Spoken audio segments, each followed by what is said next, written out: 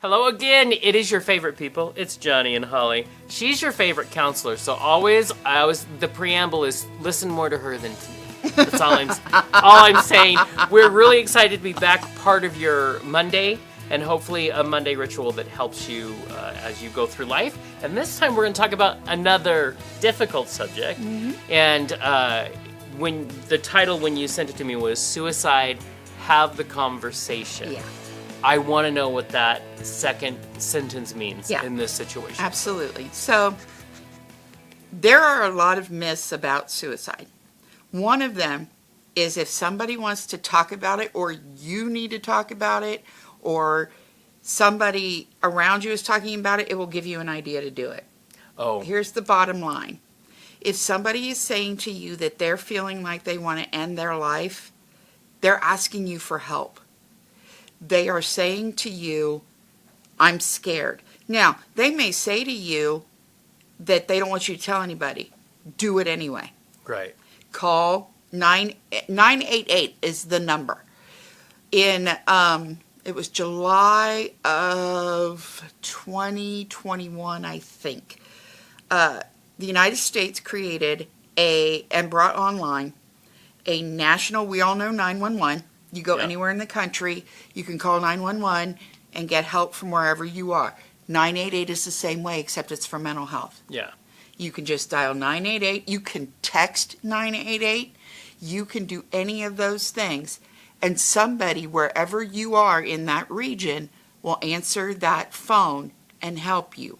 If you need help to come get you, they can do that. It's never not serious. But don't be afraid to talk about it. Yeah. You know, people who have suicidal thoughts, suicide's an impulse. Yeah. It's usually about being sad, being frustrated, feeling hopeless, maybe having used substances at the same time, and they do it. Yeah. And every client I've ever had who has either made an attempt or survived an attempt is so grateful they did. Yeah. So when people are like, but I can't do that, my friend or my family member won't speak to me. Well, what would you rather have? And honestly, what would they rather have? Yeah. They would rather have you here. Yeah. You know what I mean? It doesn't matter how we feel or the attitude. The reality of the fact is they want you.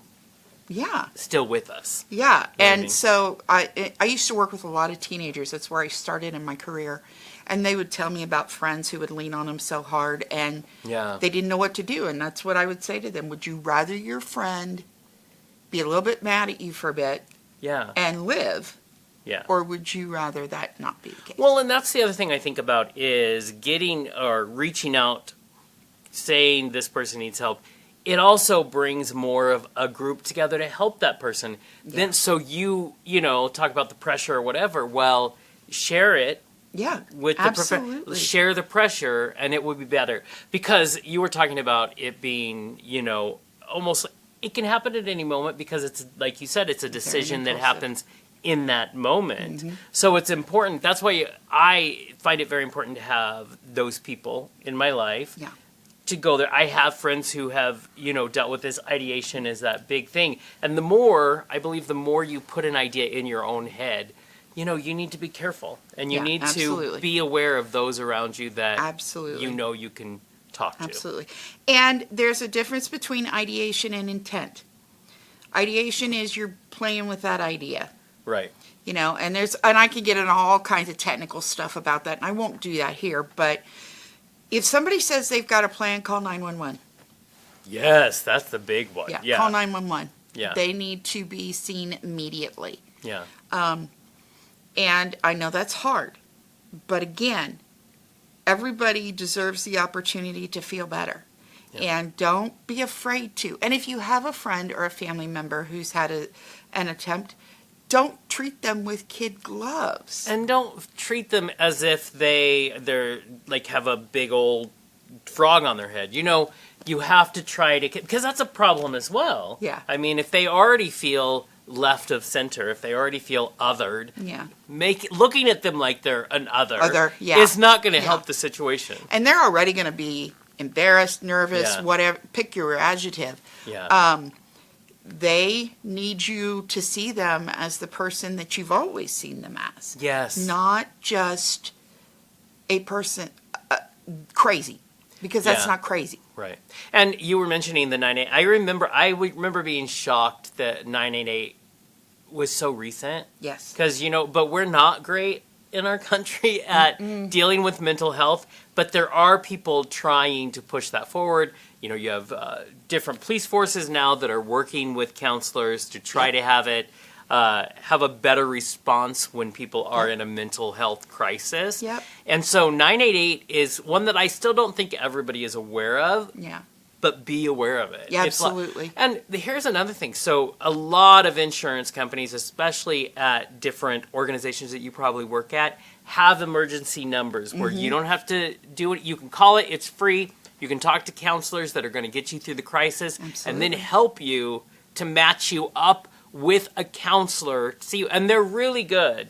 I've had to use them in my past, and it is a nice way to get you through those moments that are too much, and then help you to find a way. And I had to talk to them for 4 or 5 times, but they're trained to be very patient. Yeah. And so know that you're not alone, no matter how much it feels, and reach out. And sometimes it's easier to reach out to a stranger, because you don't you're afraid of what you'll be seen as. Call those numbers. They're there for a reason. Yeah, absolutely.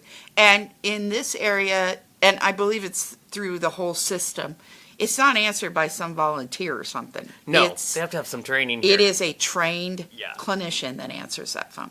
I will say that I feel like that was always my first thought was, I don't want someone who just needed a side hustle. Yeah, you know what I mean? Yeah. I want to know it's someone who's going to be able to help. Yeah. But the most important thing about mental health in this country, I talk a lot about our culture just because it's the culture I know. Yeah, exactly. Is we have to take away the stigma, and the only people who are going to take away the stigma is us. Being able to say we need to talk out loud.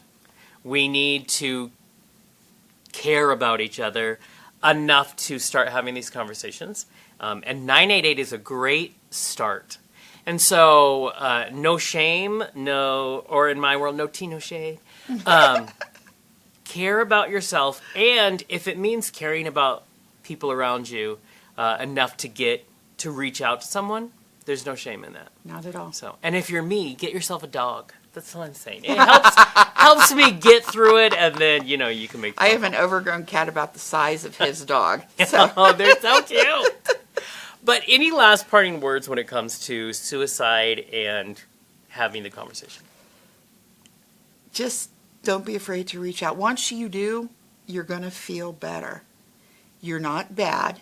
You're not crazy. You're hurting. And it's okay. Because once you start to feel better, you can pass that forward to somebody else. I love pay it forward, yes. So I love that. Listen, words of wisdom, much wiser than I. Thrilled to have Holly here. Please reach out. We will put at the end of this video the reminder of 988 and how to reach out if you're having a crisis.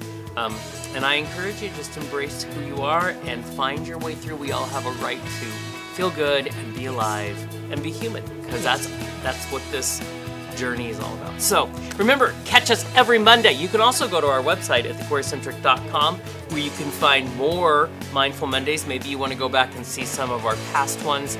The title says all about what it is that time, so please feel free to peruse, and like always, send us a message anytime you want. Please do. And until next Monday, bye.